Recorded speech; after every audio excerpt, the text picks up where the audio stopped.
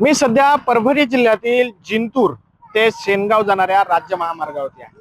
या रस्त्याची दुरावस्था एवढी बिकट आहे की या रस्त्यावरून जाणाऱ्यांना अक्षरशः कंबरदुखी आणि गुडघेदुखीचा त्रास सहन करावा लागतो। त्याचं कारण आहे की हे चाळण झालेली रस्ते, अक्षरशः अनेक ठिकाणी या रस्त्यावरती मोठमोठे खड्डे पडले असून अनेक ठिकाणची जे डांबरीकरण आहे ते वाहून गेल्यानं अक्षरशः या ठिकाणाहून प्रवास करताना नागरिकांना जीव मुठीत धरून प्रवास करावा लागतो।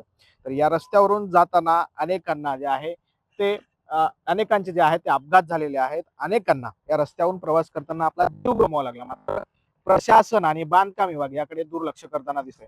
नागरिकांनी हा रस्ता पूर्ववत व्हावा आणि दुरुस्ती व्हावी यासाठी तक्रारी केल्यात, मात्र बांधकाम विभाग या तक्रारीकडे डोळे झाक करताना दिसतंय। दुसरीकडे हा जो रस्ता आहे तो भाजपच्या मंत्री मेघनाताई बोर्डीकर यांच्या मतदारसंघातून जातो। मात्र सत्तेत असलेल्या मंत्र्यांना देखील या रस्त्याचा विसर पडलाय का असा सवाल देखील नागरिक करताना दिसतात। त्यामुळे हा रस्ता आता खड्ड्यांच्या मध्ये अडकलेला आहे आणि या रस्त्याचं दुरुस्तीकरण तात्काळ करावं अशी या ठिकाणच्या नागरिकांची मागणी आहे। मात्र प्रशासन आणि सरकार दोघांकडनं या रस्त्याकडे दुर्लक्ष केलं जातं। त्यामुळे हा रस्ता आता कधी पूर्ववत होणार, कधी या रस्त्यांचं दुरुस्तीकरण होणार हे पाहणं महत्वाचं ठरणार आहे। त्यानंतर सुदर्शन पाटील सर, ज्ञानेश्वर TVN मराठी, परभणी।